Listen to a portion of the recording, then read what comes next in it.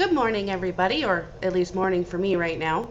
My name is Hamlett, and this is my analyze and improve step to my project for class on why I'm not getting my quilting projects done. I have a little bit of a head cold, so my voice is a little bit screwed up, but we'll get through it. Okay? So, for a little recap, my project was around that my quilting projects aren't getting completed in time. So in the define phase, I determined that I didn't maybe have enough time to do them. So I did a time study.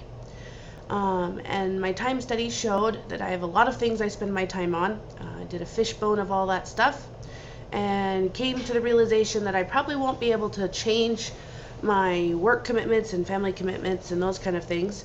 So I focused on just my free time. And so I continued to do the time study and focusing on free time. So I used a Pareto chart and a check sheet to figure out what I was spending my free time on. And I spend about 37% of my free time on my quilting projects. So my goal was to spend 50% or more of my free time on quilting projects.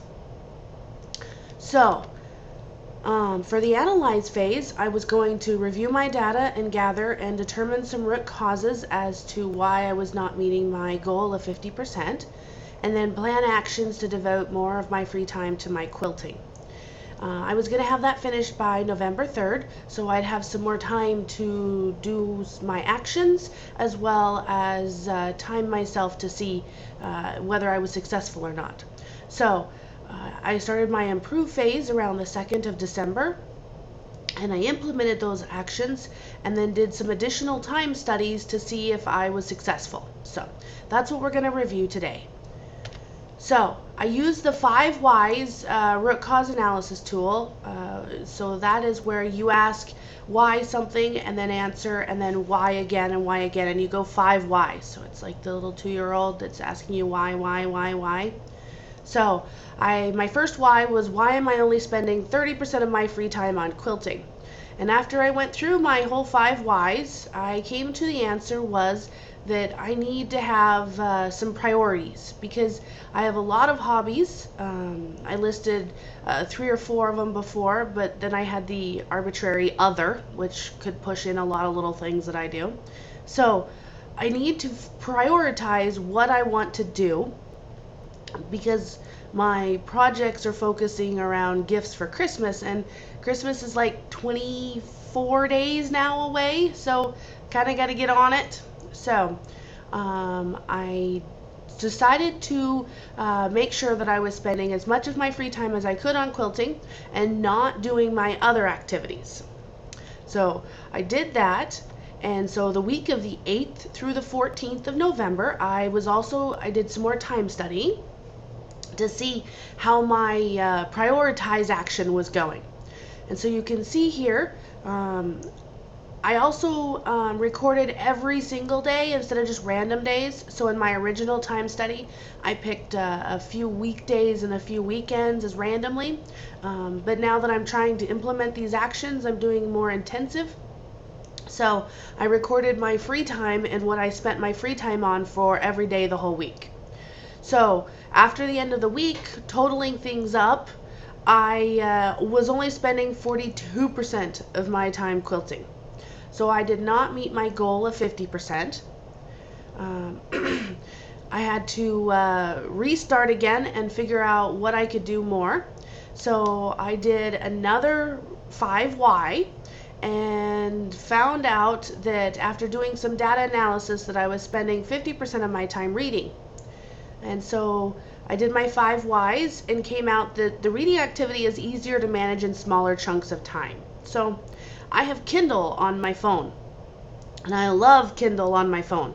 And so if there's time in between my class or time in between work, or if husband's driving and I'm just a passenger in the car going home, also when I'm making dinner, if there's some lag time, or right before bed. That's a big one. I always read a little bit before bed just to relax. And so all of those little chunks of time adds up. So the 5 minutes here, 10 minutes there, 20 minutes here, when I started doing the time study, it kind of adds up. And so it's pretty easy to just grab my phone and read for a little bit rather than having to be at home and making sure my table's cleaned off enough that I can start cutting up pieces of blocks or sewing pieces of blocks or those kind of things.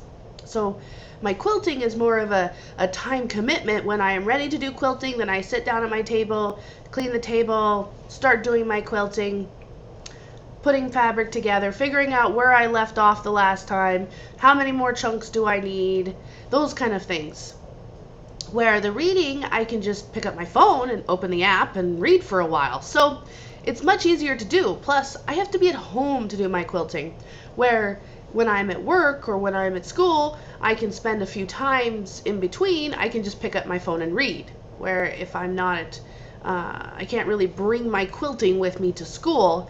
It'd be kind of a pain to lug my sewing machine and all my fabric around everywhere I go.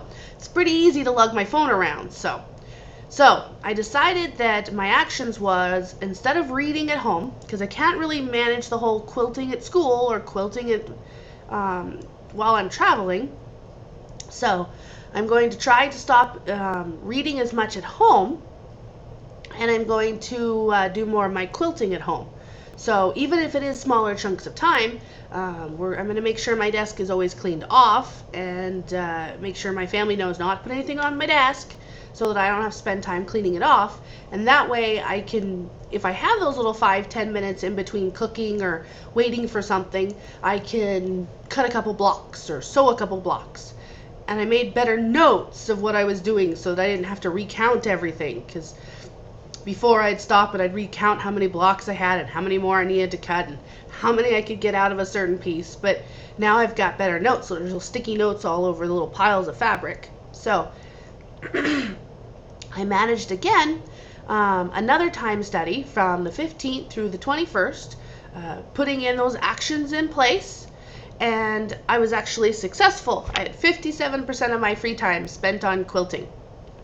So now I need to focus on the control phase, or keeping things in line. Okay, so I've managed to hit my target, but now I need to sustain my target. So I updated my project charter with my lessons learned during the analyze phase of needing to prioritize, and then my redoing again during the improve phase of needing to spend more time on quilting while I'm at home and less time reading. And I've made a new date of my control phase of the 13th. So I'm continuing to do time studying